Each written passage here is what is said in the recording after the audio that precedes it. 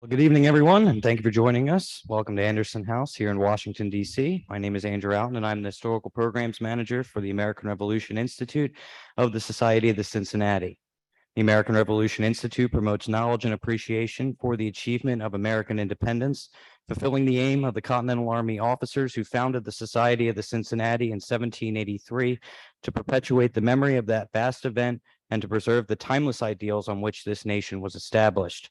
Those ideals, such as liberty, equality, freedom, civic responsibility, natural and civil rights, and the rule of law, have shaped our nation's history, as well as other countries worldwide, and are just as important and relevant today as they were at the outset of the Revolutionary War in 1775. Along with this lecture tonight, the Institute's work includes supporting advanced study, developing changing exhibitions and other historical programs and tours, advocating for historic preservation, and providing resources to classrooms nationwide that assist teachers, students, and scholars alike.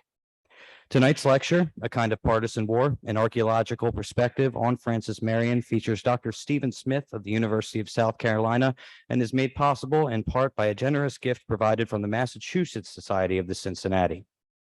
From 1780 to 1782, General Nathanael Greene waged a kind of partisan war to slow the British advance in the South, successfully harassing the British supply lines with the help of partisan leaders like Francis Marion. Tonight, Dr. Smith discusses results from over 20 years of archaeological investigations into Marion's activities, including his Snows Island camp, the Siege of Fort Motte, and the Battle of Parkers Ferry. Stephen Smith is professor of conflict archaeology and anthropology of warfare at the University of South Carolina. He has worked in the private sector as a contract archaeologist, in the public sector as a historical archaeologist with the state of Louisiana, and has been with the South Carolina Institute of Archaeology and Anthropology, or the SCIAA, since 1986. In 2011, he was named Associate Director of the SCIAA and its director in 2014. Dr. Smith's research interests have included studies and books on historic period settlements at military installations like Fort Polk, Fort Leonard Wood, and Camp Atterbury in Indiana. He has also researched the lives of African American soldiers at Fort Leonard Wood, Fort Huachuca, and Fort Bragg, and conducted a nationwide study of African American military history for the U.S. Army Corps. In the last 30 years, he has focused on battlefields and conflict sites in the Southeast, especially those of the Civil War and the American Revolution. His latest books include a co-edited volume on the asymmetric warfare entitled Partisans, Guerillas, and Irregulars, the Historical Archaeology of Asymmetric Warfare, that was published by the University of Alabama Press in 2019, and Francis Marion and the Snows Island Community, Myth, History, and Archaeology, published by United Writers Press in 2021. Now, before I turn things over to Dr. Smith, there are a few housekeeping as usual items that are in order for those of you that are tuning in with us on Zoom tonight.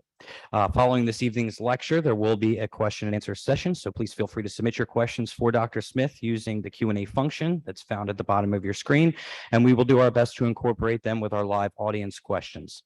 Should you have any technical related questions or comments, those can be submitted using the chat function, and one of our staff members will be monitoring that throughout the lecture and will do their best to assist you.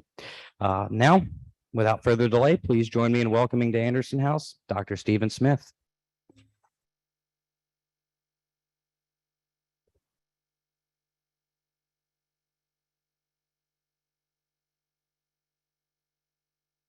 As Andrew noted, when Nathanael Greene came to South Carolina and took charge of the Third Continental Army in the Southern Theater, the first one being lost at Charleston in 1780, and the second one being lost in August of 1780 when Horatio Gates lost his army at the Battle of Camden.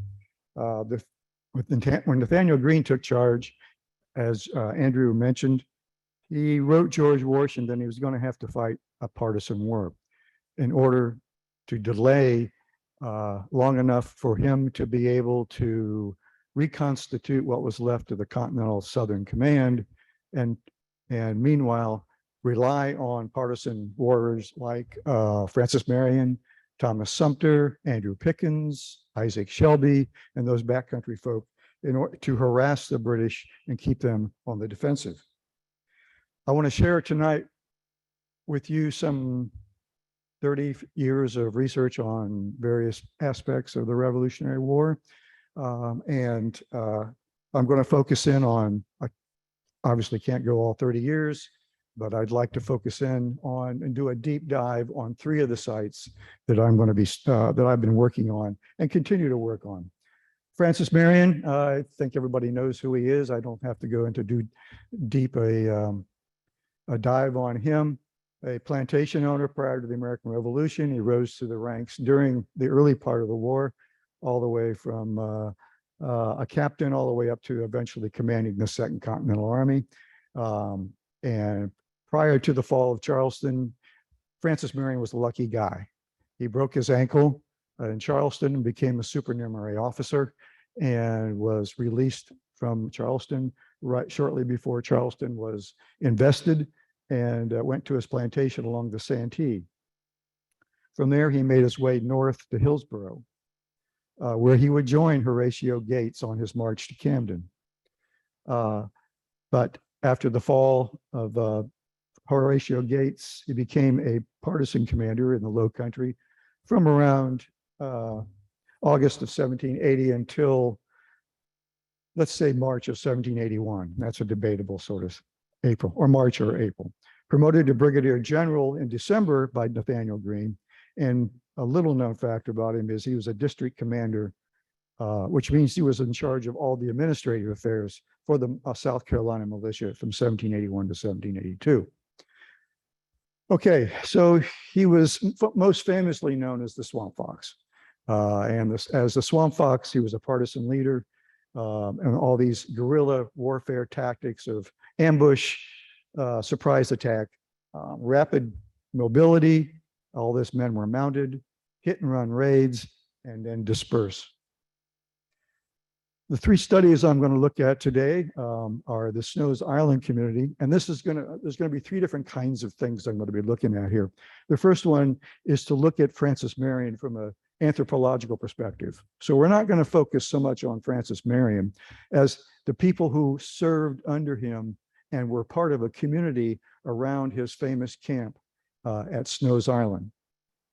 The second is a more traditional sort of archaeological study of looking at a six-day siege, which is not well known in literature, but by combining history, archaeology, genealogy, and some mythology, we've been able to detail quite extensively what occurred there on those 6 days. And then the final look will be at Parkers Ferry skirmish in 1781. And this is, I hope to emphasize here what archaeology can add to understanding of small unit tactics. Good luck. Okay, first of all, let's go into the Francis Marion and the Snows Island community. Okay, this was actually part of my dissertation, and I was looking for some sort of anthropological connection that I could make to Francis Marion, because I've always been interested in Francis Marion. And I took something from Mao's famous exploits, in which he says that guerrillas need 2 things to be successful. First, they need the support of the local population. The second thing they need is a base camp. And as Mao says, they needed somewhere to rest, like the human body, something you can, after exhausting activity, you need something to sit on. And so the social element of this, the community aspect of this, were the people who were living in and around Snows Island, who also served with Francis Marion, and were supporting the Whig cause. And I came up with this little definition of what I call a partisan community, which is the local population sharing resources, resisting a common enemy using guerrilla tactics. The geographical base is Snows Island. Okay, what is Snows Island? Okay, it's not an island. It is swamp surrounded by 3 rivers. The main river being the Ph.D. Let's see here, which continues down towards Georgetown and goes all the way up to North Carolina, but continues here, Lynch's Creek, which empties into the PD, and a branch of Lynch's, which continues down and rejoins the PD, 3 miles long, about 2 miles wide. This became Marion's famous camp, at least in the eyes of Reverend Mason Weems, who was our first biographer, along with Peter Ore, as to his secret camp. Well, is that true or not? Well, I hope to be able to figure that out. And then I also wanted to look at this larger region. So we have the core area here, which includes Snows Island, a larger region, which was also involved, and I'll show you how that goes in a minute. And then 3 very strategic or ferries, which controlled access to Snows Island. How did I go about doing it? Well, I had to convince a committee to prove that this was a community. So I used the usual sorts of documentary history, got into the Plat Maps, got into the genealogy, the audited accounts. We'll explain a little bit on that. And then I took all of that, and I went out and I started looking for sites that pertained. Talking guerrillas now. Personally, I didn't think I'd find much, but I think we found quite a bit of evidence of Marion even today. Okay. So first of all, we look at William Goddard. He's an example of the genealogy. This gentleman here bought a copy of my book, which explains, it goes into a great deal. I appreciate that. I think you'll agree with me that there's a chapter there in the genealogy section. It's probably the most dull thing you've ever read, right? But I had to demonstrate that these people were related. And it was a difficult thing to do, because you've got things like William Goddard here, who had a brother named Francis, whose father was named Francis, who had a sister with a Francis with an E, who had a son named Francis, and then his brother Francis had a William Goddard too. So you get into this amazing mind-numbing sort of activity.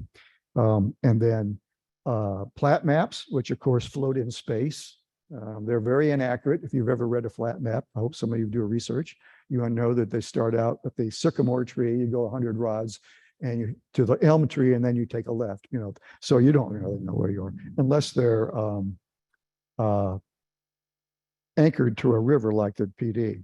And then you got things like audited accounts. Those were what the American supply people gave to people when they took their beef and cattle and pigs, and hopefully they were going to get paid at the end of the war, and they did, amazingly. And then various petitions. These petitions were important because they established people on the landscape, and that's what I was trying to do. So taking all of that, the short version is that I was able to place all of these people directly on the landscape around Snows Island. And every one of these people that are here, this is exactly where they lived during that time. And they were either supporting Marion with food, fodder, while he was on Snows Island, and also served under Francis Marion, many of them. And I was able to demonstrate that there indeed was this community of people. They married together, they divorced together, they were in each other's wills, they sued each other. All of these things occurred in the documentation.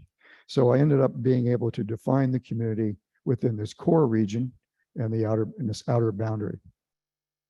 Then I found also people that were in the outer boundary that I couldn't quite place on the landscape in terms of being right there, but somewhere along Warhee Neck, or somewhere along Britain's Neck, or somewhere on Snows Island, and then so on.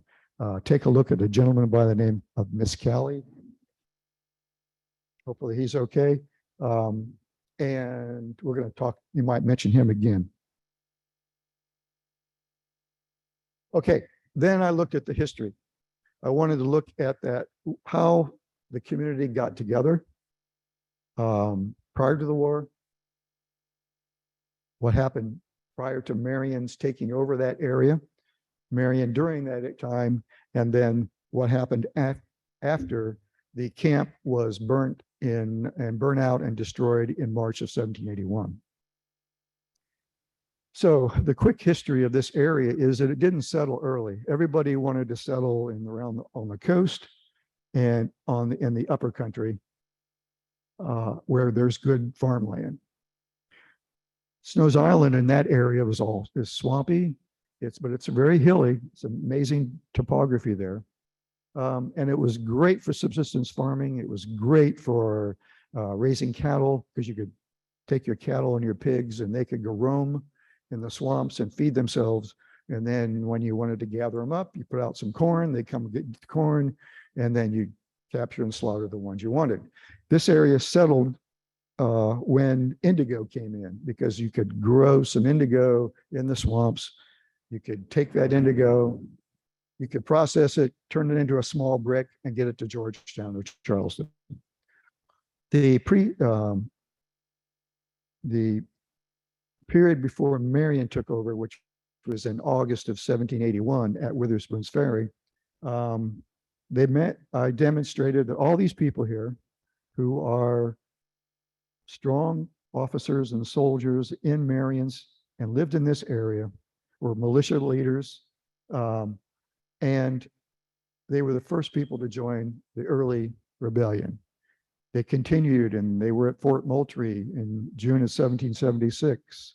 Many of them were shipped north to in the fall of 1776, where they got so upset that nothing was happening. They all wanted to go home, that they signed a petition. They were at Savannah, and they were also, some of them became prisoners. Others returned home at the fall when Charleston fell in May of 1780. Now, I'm moving quickly because we've got 3 sites to go through and we don't want to be here all night. But what I want to demonstrate here is, in the next 2 slides, is simply how this sort of thing operated. And what you're going to see is, my voice is going back and forth there, is that Marion used this area. He would go out, he'd raid, and then he'd come back. And he'd go out and he'd raid and he'd come back. And that continued through the fall of 1780 until Greene got there. Remember, Gates surrendered the Continental Army. They're dispersed in North Carolina. There's nobody there. So it's Marion, Sumter, Pickens, Isaac Shelby, and the British. There's no Continental force until Nathanael Greene gets there. So Marion takes charge of the Williamsburg militia and the Marion County militia here at Witherspoon's Ferry in August of 1780, the day after the fall of Camden. Again, he was a lucky guy. Remember, he went from Charleston, escaped Charleston. He joined Gates. The day before Gates marches into his defeat, he dispatches Marion and Peter Ory and about 20 men south to take charge of the Williamsburg militia. So he escapes Camden, the Battle of Camden. And his orders were to capture all of the ferry boats along the Santee River, with Gates's idea being that once he defeated the British, they'd retreat back into Charleston and they would be they find themselves up against the Santee and unable to get across the river, and Gates could destroy them. Unfortunately, exactly the opposite happened. All right, so he goes immediately down to Murray's Ferry, burns the ferry boats. He sends Peter Ory farther south to burn ferry boats. He then goes to Great Savannah, which is Thomas Sumter's plantation. There he hears about 150 Continental prisoners from who he captured at Camden, and he decides he's going to recapture them. And he attacks the British escort, defeats them, and the 150 Continental soldiers, half of them decide that they're going to continue to Charleston. They've had enough of the war. The other half say they're going to go with him. By the time he gets back to Port's Ferry, there's about 10 of them left. They all disappeared through that night ride. Okay, he continues to do the same thing through October. And again, he's at these various locations and living in and around on Snow's Island after he goes out and makes these excursions. And each one of these are like a little engagement. So we might take a minute to look at the Black Mingo site. But the point is, during this time, he's using that area around Snow's Island. Okay, what happens in January 1781? In January 1781, Henry Lee comes. They go after Georgetown. They fail. Greene is chased into North Carolina. We're now looking at April, February, March. The race to the Dan is going on. Cornwallis is chasing Greene across the country. Marion, once again, is left alone in the Low Country. And the British, under Lord Rawdon, is able to finally get enough troops together, and there's enough peace everywhere else that he can take 2 detachments and go after Marion. Marion stops Colonel John Tazewell Watson along the Santee River in a series of ambushes and falling back. But Colonel Doyle, British Colonel Doyle, raids the backcountry while Marion is in the Low Country and destroys the camp at Snow's Island. Okay. Afterwards, so the community is now dispersed. Doyle's coming in. He's chased everybody away. He's burnt some plantations. He goes back to Camden. And what happens? Well, the community comes right back. They start rebuilding. Marion's not going to use this area too much anymore as a camp because of the fortunes of war, moving things farther east. But these gentlemen continue to support the British cause, the American cause, with beef, fodder, so on and so forth. Well, the community reconstitutes itself. All right. Okay, here's the bad news. I have never found a camp on Snow's Island. I've been looking since 1991. It's extremely hot, logged area. It's been pretty much chewed up by loggers. It doesn't look like the famous picture here you see. It's pine trees and briars. But every time they clear something out, we go in, we find nothing. However, I have found a lot of little things that relate to Francis Marion. We won't be able to go through all of these. Obviously, Witherspoon's Ferry is known. There's a colonial site there, but it was destroyed by factory. Port's Ferry, we found military items there. Godress Plantation we'll look at. And all of these places have some sort of history in terms of Francis Marion. We find Birch's Mill, for instance. So they're all here on the landscape. I want to focus on a site we did find across from Snow's Island. And the interesting thing about this is that some people in the literature believed, including Robert Mills back in his atlas in 1825, said Marion's camp isn't on Snow's Island, it's across the river at Dunham's Bluff. There's lots of evidence that Marion's camp was at Dunham's Bluff, except that in the 1830s and 40s, veterans used to gather at Dunham's Bluff and raise a glass across the river and say, to our camp over there somewhere. Anyway, we did find a camp there. Just here's Snow's Island, here's Dunham's Bluff, and here's a little camp we found. So, is it a camp? You bet. It's also a domestic site, but we had 2-pound cannonball. We have a silver sleeve button for a block eye for the first South Carolina Continentals. We have beautiful candlestick here. We did excavations and trenches across the site. We have, of course, lots of lead shot, as we expect, artifacts dating to the right period. Trenches, we have possibly evidence of a palisade. We have not been able to get back in there and define that, but there's evidence of possibly a redoubt there.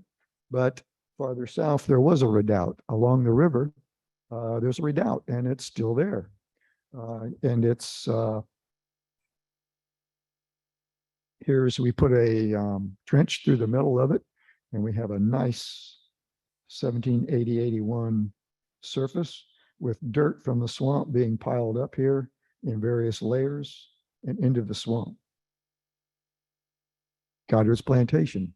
Haven't found the one on Snow's Island, but his later plantation up on the bluff across from Snow's Island on Lynch's Creek, we have found, including posting ground structures dating to the 1780s and 90s. So Goddard's was where Marion was camped. Wherever he was out on Snow's Island, he wasn't abandoned completely in the middle of nowhere. He was at a plantation. He always camped at various plantations, even though they're called places like Snow's Island. Okay, one of the skirmish sites was Black Mingo. This was the famous little skirmish where Marion crossed upstream from the ferry site, and supposedly the horses' hooves going across the bridge clopped a lot, and the British heard him coming, so it wasn't a surprise. John Aller, the latest biographer, who's done a Francis Marion, doesn't believe it. I kind of think probably he's right. I don't think these are all experienced horsemen. They would have known better, but it does make a great story. Anyway, we have found that camp, battlefield. As a matter of fact, we hope to go back sometime this fall to do some more work. Lots of lead shot, British equipment, scabbard clip, lead balls, and so on and so forth. And there's a brick foundation there where Dollard's Tavern, where the British were headquartered at that time. This is the area where Marion skirmished with them, chased away the commander there by the name of Ball, captured his horse and rode Ball, the horse, named it the Horse Ball, and rode him for the rest of the battle, the war. All right. That's a real quick look at the book that I just did and that gentleman bought. Goes into a lot more detail, but we want to move on. So Snow's Island, the community. So how did this work? What are my conclusions from an anthropological point of view? So Marion and the community worked in a symbiotic relationship. Marion provided authority as being connected to the greater cause in Philadelphia, and later with the Continental Army. He was that connection. Otherwise, these guys were just bandits. They were just banditti out there and could have been hung, but he put them into a situation where they were at a rebellious government, but a government nevertheless. He provided security, some security, not very good, obviously. He provided ammunition, and he provided salt. Salt was an important commodity because all the salt, most of the salt in the colonial period, especially in South Carolina, came from the colonists. At the beginning of the war, they lost that connection. So they had to make their own salt along the coast, and Marion took troops down there, made salt, and then distributed it to the good guys, the people who were working under him, and kept it away from those that were not. The community provided their blood as warriors. They provided beef, pork, corn, forage, sundries.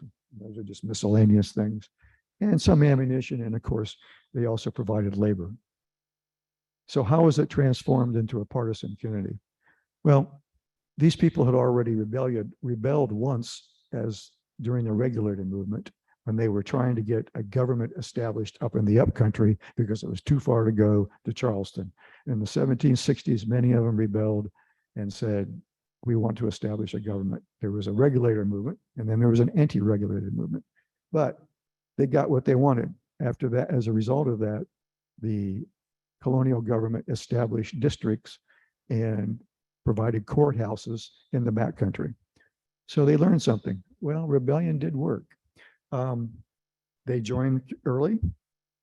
Marion used that pre-community structure, all the kinship, the militia. He didn't go in there and do a Mao thing and wipe everybody out and start from scratch.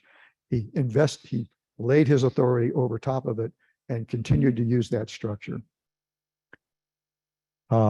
He inherited it. He controlled civilians to the distribution of salt, slaves, and receipts. He restricted warfare against civilians. And he was not a top-down dictator. And that's an important thing. He was often forced by his warrior by his partisan warriors to do things he didn't want to do. One of the greatest examples of that is when he was on Snow's Island at Dunham's Bluff. At that camp, two gentlemen of Munnerlyn brothers came into camp and said, "Our father's being harassed by the Whigs up country. We're going to go after him. Let's go." And Marion said, "Look around. There's 60 guys here. We can't do anything against them." "Well, we're going to go anyway." So Marion said, "Okay, I'll get in front of you."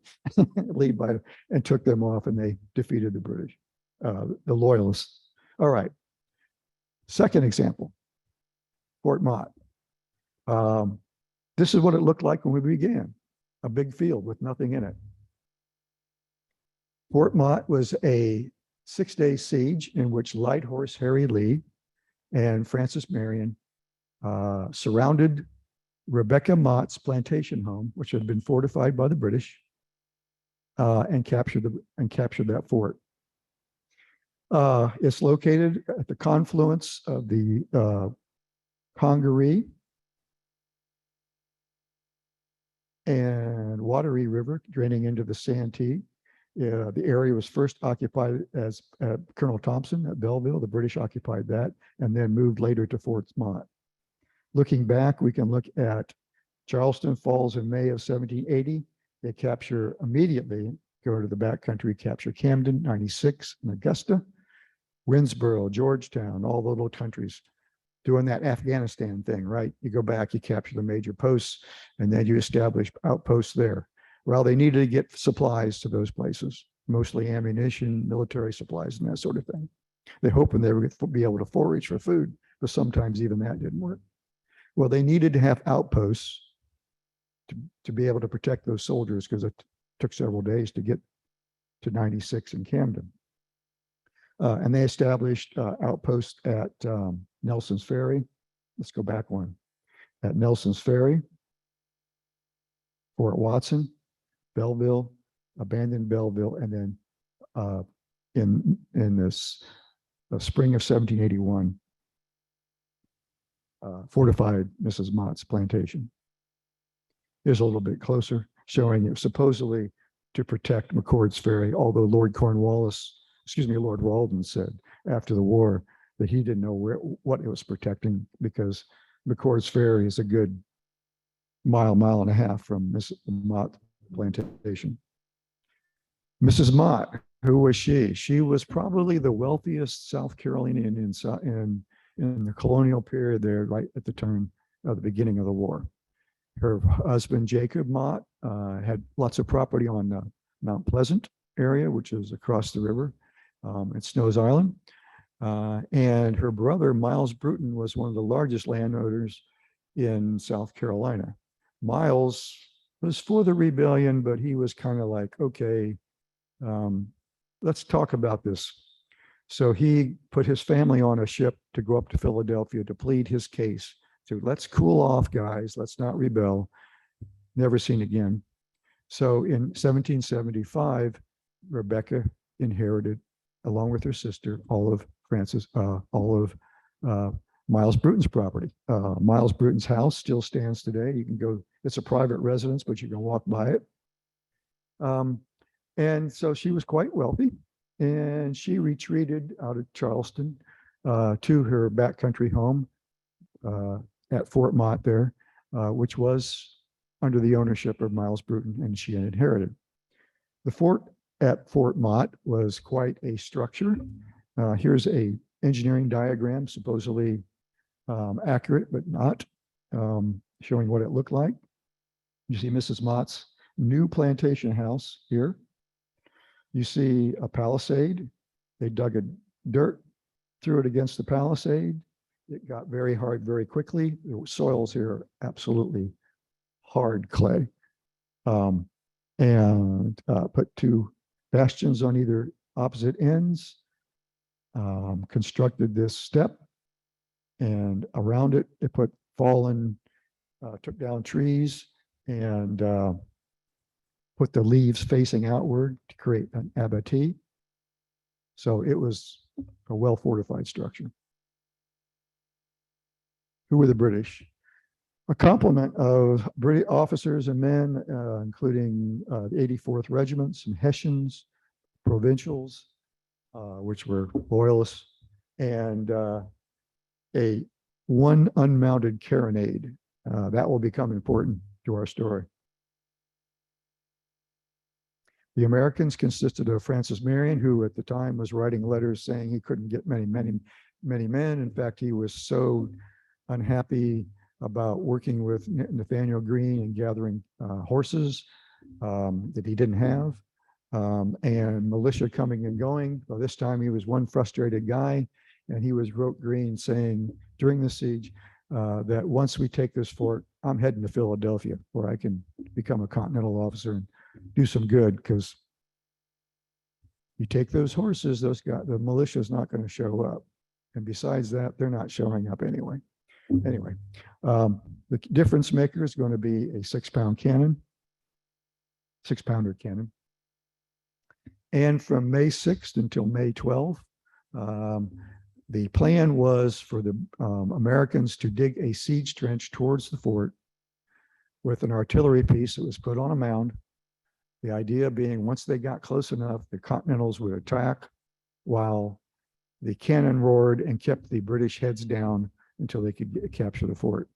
Meanwhile, Marion's men were dispersed all around the fort and did a continual fire against the fort to keep the British inside and locked up. Now, this is a great picture by Mort Kunstler. Fort looks pretty good, but obviously in 6 days, Marion did not have time to build this World War I trench. As you'll see, what it really looks like is much smaller. But given of course, the abattis was trees cut down rather than a formal thing like a Civil War thing. And this is Mrs. Mott being comforted as her plantation is being burnt down. All right, what's happens? May 10th, they look off into the distance because this is up on a really high bluff, and they see fires. And the British inside the fort are going, this is great. Lord Rawdon's coming to rescue us. And the Americans are going, this is not so good. Lord Rawdon is coming to rescue them. So they decide they need to speed things up. So what do? Well, this comes with the mythology part of it. The mythology part of it is that they decide they're going to shoot arrows on top of the roof, catch the roof on fire. That'll make the British run up to the shingles and try to put the shingles out. And then the cannons will blast and push the British off, and they'll be able to do it. But they're going to use fire arrows to do this. According to this story, Mrs. Mott saw them making their fire arrows and said, those aren't going to work. Here, I happen to have a African bow and arrow set that I got off an East Indiaman, and you can use those. So, it's kind of, here she is. She's living in Charleston. She goes to her plantation on the Santee, and then up to there, and she's dragging this bow and arrow thing along with everything else that's going on in the war. And then she just happens to have it. She's living in the plantation house until the British, until Marion shows up, and then the British say, you're out of here.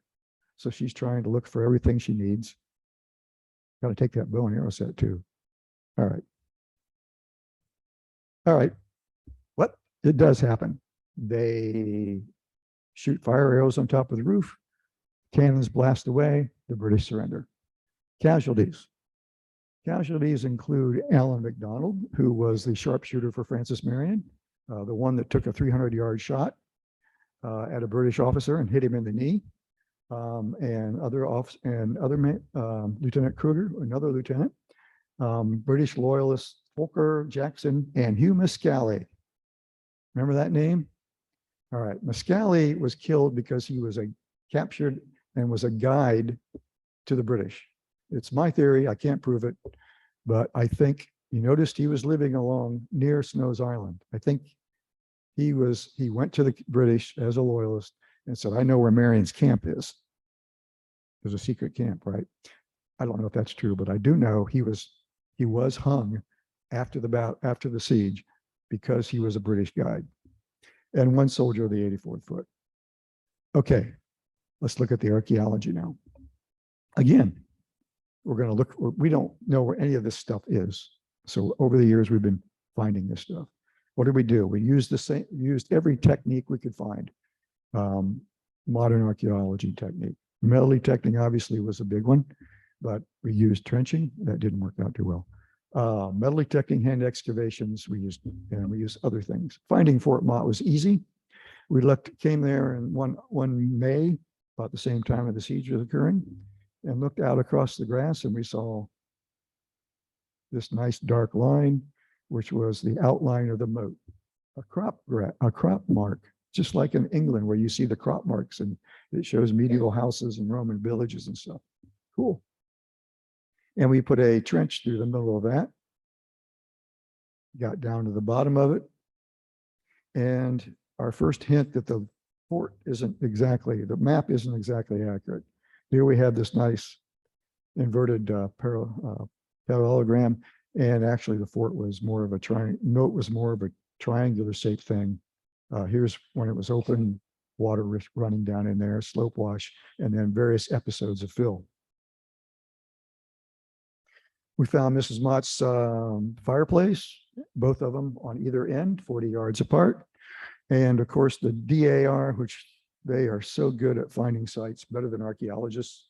Everywhere you find a DAR marker, it's there. Camden, Fort Motte, Blackstocks. Can't think of any more, but they know where they are. I don't know why, because I've actually been to Washington to try to find some of their records. They're here, just down the road, you know. They don't have any records of what they were doing in 1909. All right, metal detecting. And these gray areas are all the areas where we have systematically covered the ground so far. And you can see this, how nice high bluff it is. Lead shot, lots of it. And here's distribution of fired rifle balls. That becomes important. You'll see a cluster right here. Why is that interesting? That's interesting because rifle shot, all of it is, generally speaking, you got to have a bullet mold and a rifle, which is individually made. So generally speaking, you got to make your own ammunition, which means at most sites, you see this stuff, you have a nice distribution across the range of weights and sizes. And for instance, at Fort Watson, which was captured just a month prior to this, here's the distribution of lead shot that recovered by archaeologists at Fort Watson. Here's the distribution of rifle shot by grams at Fort Motte. Looks like somebody or a couple of people were doing a lot of shooting, doing most of the shooting. I'd like to think it was Lieutenant McDonald there who stuck his head up once too often and was no longer with us. This is interesting here. We were looking for that sap, couldn't find it. So we noticed that these lead shot here were 75 caliber musket balls that usually fired in a brown bass, but they were rammed into something smaller, probably a Charleville, and they got this indentation when they were sent downrange. And nicely, all the dropped musket balls were found around the fort. There's a nice cluster. What do you think that must be? That must be the sap. So we look, there it is looking towards the fort. We thought, we tried to put a trench across it, and as you can see, this soil's just burn out and you can't see a thing. So now we're puzzled. We bring in the heavy guns. Seemed like a good idea at the time. And we did find it. We found the trench everywhere we dug our trenches. We intercepted the siege trench. And here is a picture of the siege trench at the very end, closest to Fort Motte. What you see here is not bad archaeology, but in fact, this is exactly where the trench ends. And they took a lot of time to make the bottom nice and smooth, but the sides were, of course, were just chunked out. All right, we did some gradiometry when we first got there in around 2006. It didn't work. Didn't see anything in the magnetometer. But then we got a new machine, a gradiometer, which has 3 magnetometers, which gives you a 3D picture. And we did the entire site, and there it is. Isn't that cool? To me, that's one of the coolest things I've seen. Note that the trench started back here where it drops off, continued straight. Well, that's not a very good idea, is it? Well, they were able to do that because right here, you can't tell, but you can when you're there. There's a little slope that goes down this way. So they could dig their way forward as long as they were behind that slope. Once they got to the top, they dug a little parallel and then started the von Steuben zigzagging towards the fort. And eventually they got to this point. The other thing to note is that here's the outline of the fort. So it wasn't a square, it was a rectangle. Mrs. Mott's house was up here. The gates right here. And it's looking towards the entrance, which the colonial entrance was not from the river, but from the road. And there's an overlay of the trench with the lead shot from the British firing outwards. Works pretty good. So it's possible they were ramming those large red balls into those smaller caliber weapon to try to get it to be more accurate because they wanted to hit somebody rather than just a mass of soldiers. Artillery mound. Unfortunately, the landowner had bulldozed it away back in the 70s. However, we found a 1939 aerial photo, saw the mound, rectified it with GIS, got a GPS point, went out to the site and didn't find anything. Then about 5 years later, we were coming up to do work and the whole area had been cleaned out, completely cleared. There it is. And this is me calling the landowner and saying, hey, guess what? I found your mound. You can't quite see it there, but I'm standing on what's left of the artillery mound. And you can see it's quite open. We'll talk about canister. We did find a cannonball, just in case anybody was curious. It's a 6-pounder cannonball, just like we should have. But they wouldn't have used it against Mrs. Mott's house, the richest lady in South Carolina. You're not going to tear her house down. So they were using canister against the British. And we know that because we found canister around the house. But there was a cannonball just in case they needed it. And we put a trench through it. And there's your nice again, 1781 surface. And disturbed soils above it. Okay, Mrs. Mott was chased out of the house and over to the overseer's house when the siege began. We went to the overseer's house and found it. And the neat thing about this is it's all stuff dating to this mid-colonial period rather than that period because that's what it needed to date because it was the first house there rather than Mrs. Mott's house, which was practically brand new. Camps. We have not ever been able to establish a British camp. We don't know where they were. We've got camps, various concentrations of lead shot, but they're Charleville weapons, which would be loyalists. They wouldn't have been the 84th Foot. They would have been loyalists, or they would have been Nathanael Greene's guys, because Greene camped here right before the battle in September, before the Battle of Utah Springs. Carronade. I mentioned the carronade in the beginning. I mentioned that they supposedly had one, but didn't get used. Yes, it did. Here are canister balls coming downrange right along the siege line. The Americans wouldn't have fired at their own people. I'm going to make that assumption. So that cannon, the carronade, was used during the siege.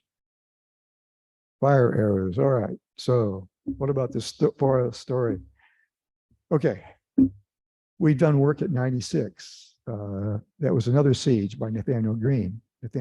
British soldiers record that the Americans fired fire arrows out of muskets at the siege of 96. And the gentleman says, Mackenzie says, as they did at Fort Motte. So we know that they were shot out of muskets, not using Mrs. Mott's thing. However, well, we tried it. It works.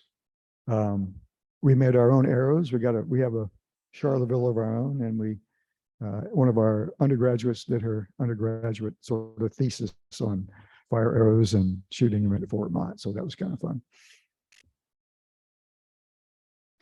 We did find a camp. Here's Mrs. Mott's house. There's the siege line. And on the slope going down, we found a camp of Americans, French musket balls, and a nail that had been hammered, cold hammered into a arrow point. If you look at Google online, you can see some medieval arrows, and it looked just like this. You stick this in the pole, and you put your combustibles right here, and there's your point. Isn't that cool? There wasn't, now, if I'd found it at the fort, I'd say, cool. That proves that they were using fire arrows. Not that we didn't know that. Archaeologists like to discover the obvious, right? But this was found at a camp right there at the entranceway to the sap. Did Mrs. Mott really come along and go, those aren't going to work? Here, use mine. Because this wasn't used. This was abandoned at the camp. And there it is conserved. And there's our final sort of look at Marion. We had Marion surrounding the area. Lee's guys were over on the other hillside during the siege. And then when things got hot, they were supposed to come in and make the attack, but they didn't have to. Okay, we move on to a tactical examination of Francis Marion. Not going to get into a lot of the details in terms of how he got there. But I can say that, again, this battle occurred in August of 1781. It is located along a road out of Charleston that heads down to Beaufort. And it's one of the well-traveled roads from colonial times prior to the Revolution, all the way up to Revolution. The road's still there, and it pretty much follows the same path. Marion was asked by Nathanael Greene at the time, this is again August of 1781, to go down and help Colonel Hardin, who was ill, and the militia there was not doing well. So he goes, he makes a forced march and arrives and finds that all of Hardin's men are pretty well dispersed. He starts to try to gather them up. And what he's looking for is a British foraging party. By this time, the British are now pretty much confined to the Charleston Monk's Corner area, but they have to go out and they have to forage for supply, for food and other things, and bring them back. So there's a British foraging party out there consisting of actually a couple hundred troops. And Marion gathers up the militia and looks for an opportunity to try to intercept that foraging party. The people there included some Hessians, some loyalists, mounted loyalists, Queen's Rangers also mounted, and 2 artillery pieces. Marion's men consisted of various militia forces. Now, also at the time the ambush started, there were 100 loyalists at the ferry itself. So you're looking at about 660. And this, of course, whenever you talk casualties or people in the Revolutionary War, that's not it. It's close. That's an estimate. And there's always people who are sick and not there. And everything else. All right. So this is how this is going to start. We're looking at one evening, about 4 o'clock, Marion sets himself up a mile down the road from the ferry site itself. The British are camped at Isaac Haynes' plantation. Marion is hoping that they're going to take this way home rather than this way back to Charleston. Okay, we're going to have to get in, dive deep. This is one of the few battles that Marion fought that we actually get some interest in terms of how he deployed his men. So I want to look at that in some detail.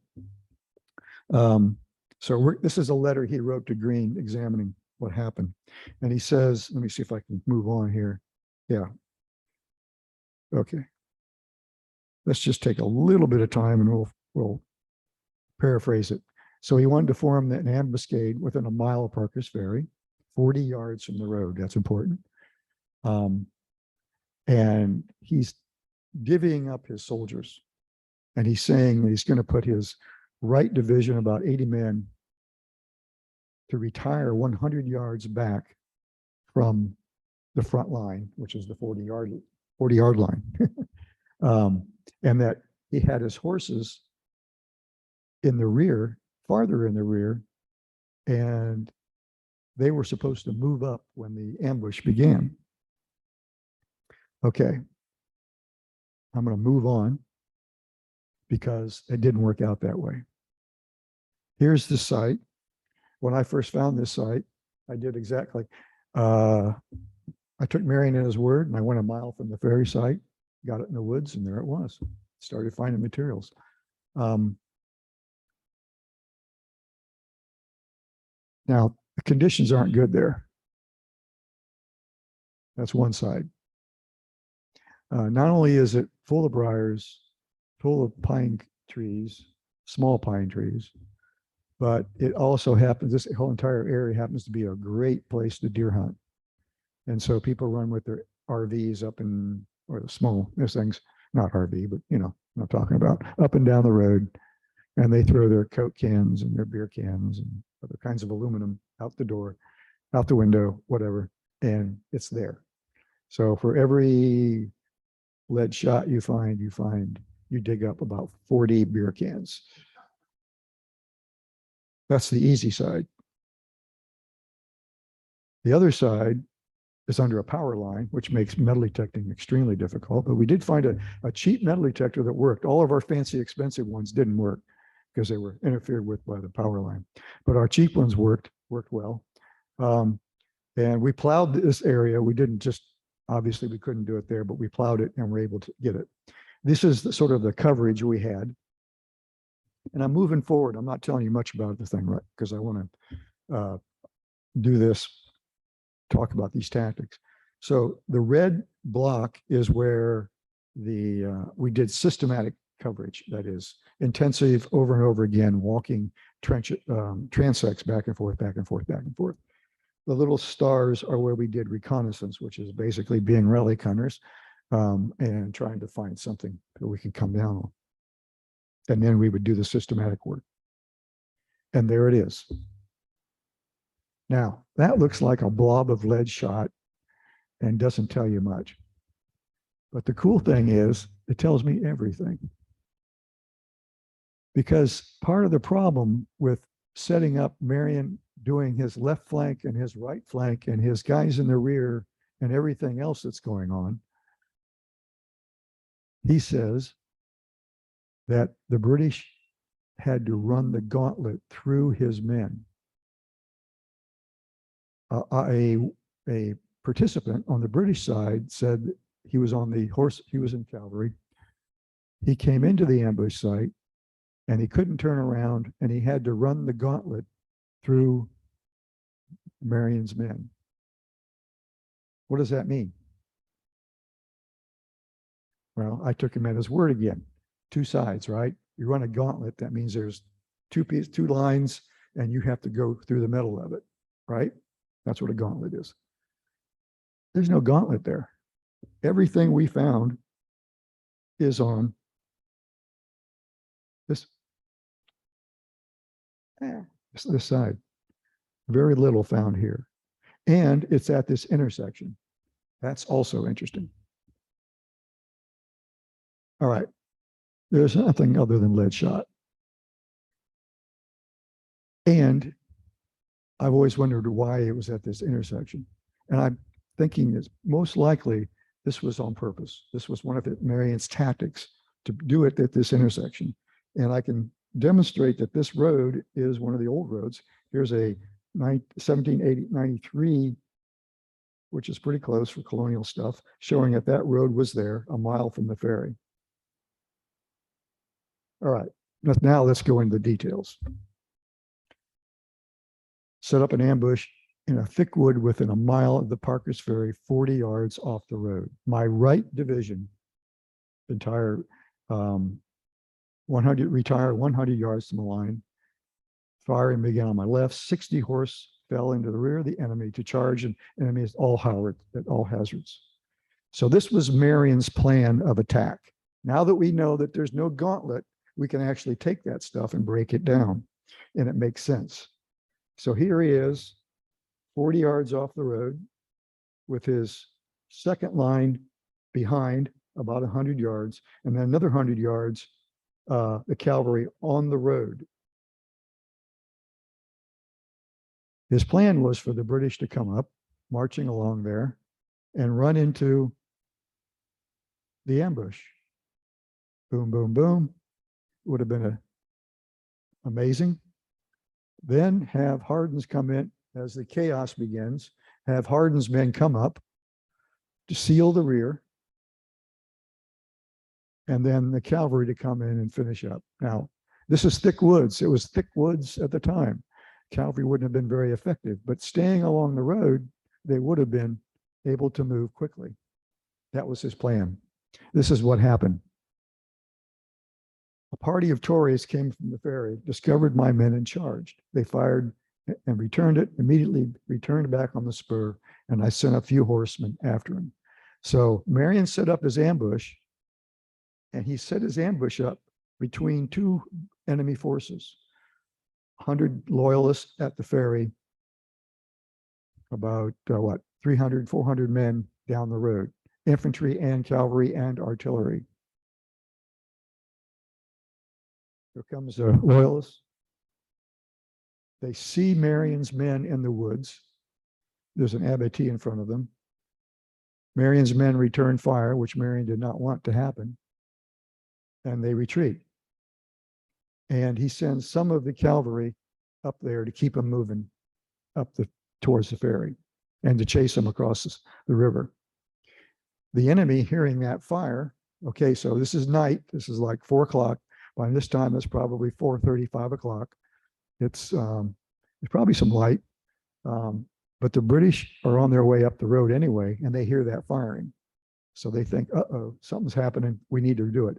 So the British infantry get off the road, and the cavalry come charging up the road. And they fall into Marion's trap. This is where they run the gauntlet. That brings up the British infantry. Their cavalry have to continue towards the ferry, and the British infantry come up. The infantry immediately appear to us, and a heavy fire ensued. Now, Marion's got his guys along the road, and he's going to have to do something to pivot. Otherwise, he's going to be flanked. There's some lead shot just to show you how that works. Up comes the infantry. They deploy, and I think Marion, because of this lead shot here, refused his flank. Now, Hardin was supposed to come up, but he didn't come up. The infantry immediately appeared, heavy fire ensued, but unluckily some villains cried out. They were flanking on the right and penetrating the wood.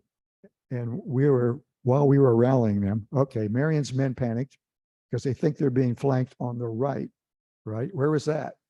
That's where Hardin's men are supposed to be. So they retreat everybody back. Marion retreats everybody back. And the British, meanwhile, have actually taken heavy casualties. The Hessian artillerymen, all of them were killed. They had brought their horses up there, brought their cannons up, deployed them along the road, and all the artillerymen were killed. So the British decide they're going to go back. They're going to fall back also. So both sides fall back. Depending on what you hear, sides, Marion says he came up to the road and stayed around for 3 hours. Then he was out of ammunition, so he retreated. The British side is they held the field and they hung around for a while, and then they continued to Charleston. The next day, they went to Parkers Ferry, camped for the night, and stayed. All right. Meanwhile, we've got a couple of pension applications that don't fit anything, except maybe they do. Here's one. It said one of the pensions by Castle says, received a wound in his head in set engagement in arms, cut with a sword, because the enemy are crossing the river and compelled us to retreat. He was shot and was relieved by Sergeant McDonald, another one. And he survived. Well, that couldn't have happened at the battle site because it's near the river. So that had to have been Marion's little detachment of cavalry that went up to the crossing and met the loyalists. So it must have been right there at the ferry site. Okay. As I said, I believe that Marion purposely set the ambush at this intersection. Another piece of evidence as to why he would do that is because this is a very poor LiDAR image, and you see two high ground areas right here and here. And this is probably a good 10 to 15 feet at elevation above the road. This would have been the better place to have an ambush because you could shoot down on people, obviously. And if they attacked, you could, it's harder to run uphill. So I believe he chose this intersection because it was a good place for the cavalry to operate. Here's a distribution. As soon as the enemy approached the left order the first, this is another cavalry thing. I believe also that Hardin actually started forward, and it was Hardin men coming up in the middle in the dark that the front line saw and heard those guys and thought that's where they were British, where they were actually Hardin's men starting forward. Casualty estimates are pretty loose, but the British did suffer a lot of casualties, especially in the cavalry. All right, British lead to Charleston in December of 1782. This is just sort of a closing slide. Just as a little bit of advertisement, we have been working at the Camden battlefield now since about 2004. We have over 2,000 artifacts from the battlefield. We have that pretty much nailed down, and there's an entire lecture on that action also. Okay, did I get close to an hour or an hour and a half or 3 hours? That's not bad. All right. So we will do a Q&A session. Anybody has any questions for Dr. Smith? Hello, thank you for the lecture. I have a question about the tactics that you described. Her microphone's not on. Oh, There it on? is. That looks Okay. Yeah, sorry. So about the tactics, was Marion unique in his approach, and how did he learn this specific partisan warfare? Was it something that he had developed himself, or was it something more common? No. Well, we don't know. Typically, the traditional answer is that Marion learned his tactics in the French and Indian War. He served under the regular army then, and he was involved in rooting out the Cherokees in the backcountry. So maybe. I mean, he was there, he had experience, so yes. The other thing is Marion always wanted to be a regulars officer. He was forced into the partisan warfare thing because that was it. But he's always in his writings, it's obvious that he wants to join the regular army, and he tried to get his people. Now, they did do very well at Eutaw Springs. His militia stood on the front lines and fired many rounds and retreated in good order. So By the end of the war, he had a regular army. He often split his men into three sections. We saw that here, but we also saw it at Black Mingo. In fact, he didn't have enough men, so he put all his officers in the center and his cavalry on, his mounted guys on one side and his dismounted guys on the other. So there was like maybe 80 guys, and there was like 10 officers, supernumerary officers. He just crowded them together and sent them forward. So that is one tactic that he used. I think he was obviously, this is defensive, guerrilla warfare is a defensive thing. You don't win wars by that because you build up to a continental army and defeat the enemy, but it's an approach to survive. And that's what he did. He used the tactics that he knew about, ambushes, raids, and that sort of thing.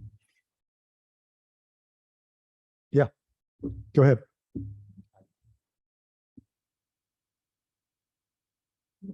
Thank you. It seems like you found a lot of ammunition and military objects. Did you also find objects of daily living, like camp kettles and spoons and other items they would use for their daily activities? Oh yeah. We did at Dunham's Bluff. We did not, of course, at Black Mingo. Well, Black Mingo is a tavern site, so we've had pipe stems and that sort of thing. We have at Dunham's Bluff, we have lots of domestic materials. In fact, I think the only way to find Francis Marion on Snow's Island is to find domestic materials, because he was at a plantation. If we find that plantation, we can then really hit it hard and see if we can find the ammunition.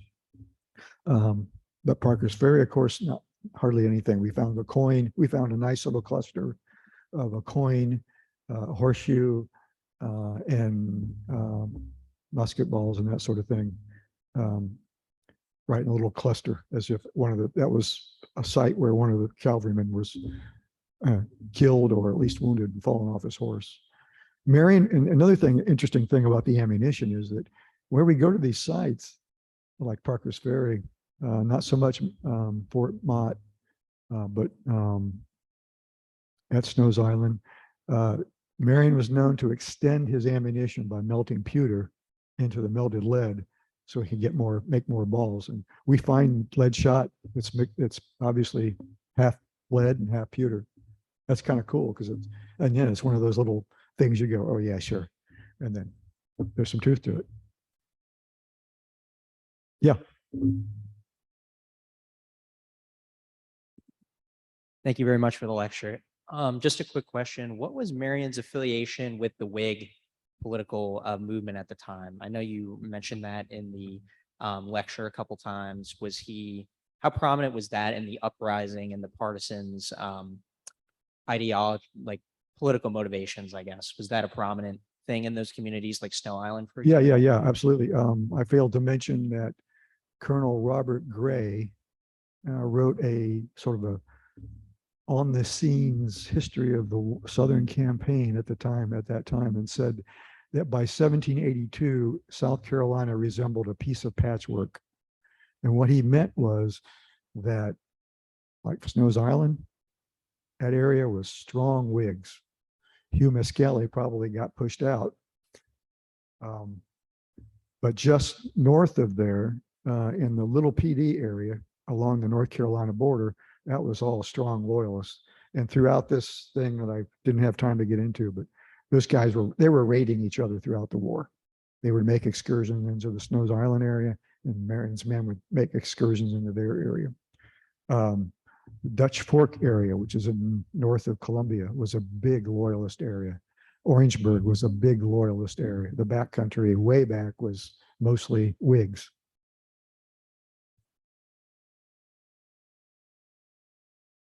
We do have a few questions from Zoom.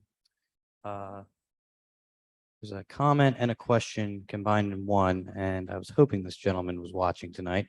He says, Dr. Smith, thank you for your interesting and informative presentation and for carrying forward the good archaeological work on the Revolutionary War in the South done by Dr. Stanley South in the 1970s. His question is that you mentioned you had done some work at 96. Can you say a little bit about that? Okay, yes, we we were able, this is amazing, maybe we shouldn't even record this, to convince the National Park Service to allow us to dig in the Star Fort. And I have a lecture of that too, primarily about the ammunition. We were able to get into the Star Fort and metal detect around it. We recovered 9 6-pounder cannonballs that had been fired into the fort by the British. We recovered the, Mackenzie talks about the British rounding up the blacksmiths in the area and hammering out spears to be used if the Americans attacked. And we found 2 of those spears. They were stuck in the ground right on the wall where the most fierce attack occurred, the biggest fighting occurred. We also found 2 shell fragments from mortars, and there's no direct evidence there's nowhere that either Lee, the British, or Greene says that mortars were used in the battle, but obviously they were fired during the siege. Greene took some mortars from Fort Granby. It would have been captured after Fort Motte by Light Horse Harry Lee, and those were probably dragged up to 96. Well, they obviously were. So that's some of the findings. We have a report on that. I think it's online. A lot of these reports, the Parkers Ferry, the Fort Motte, I believe 96 is online, but they can be found online. Great, thank you. We have another question. Are there future plans to search for the Snows Island site? What are your future plans there? Yes, there are. However, the next thing we're going to do is we're planning on going out and doing some coring, because we haven't been able to find anything anywhere where the record says this is where he should be. So the next thing to do is determine if the site's buried under 2 or 3 feet of silt. So we're going to be doing some systematic coring in high priority areas where the historic record says that Marion was, and hopefully that'll either do, well, it's going to do one of 2 things. It's going to either say, yes, our metal detectors and our surveying is a technique we're going to have to use and we just haven't found it yet, or it's 2 feet underground and I don't know where we're just going to have to keep coring until we come across a lucky find and then know we're probably on it. So it's a wild shot, but that's what we got left. Yeah. So after everything you discussed tonight, what do you hope to see as the outcome? Interpretive sites, how does this fit into the big picture of interpretation? Oh, great question. Good question. We have the South Carolina Battleground Trust. Is working closely with the National Battleground Trust, which is now focusing on the American Revolution. We have a South Carolina Liberty Trail that's being formed, being led by the South Carolina Battleground Trust. We had a Francis Marion Trail Commission, which was trying to find these sites and put signage up. And we have the 225th coming up, I believe it is. Is that what it is? And 250? 250 250 coming up. I do archaeology because I can't do math. And big plans. So a lot of these sites, Parkers Ferry has been bought. It was on private property, owned by a timber company. It was bought. Snows Island may come open. Dunn's Bluff is now under the Department of Natural Resources. Black Mingo is in private hands, but he's a good landowner and keeping things safe.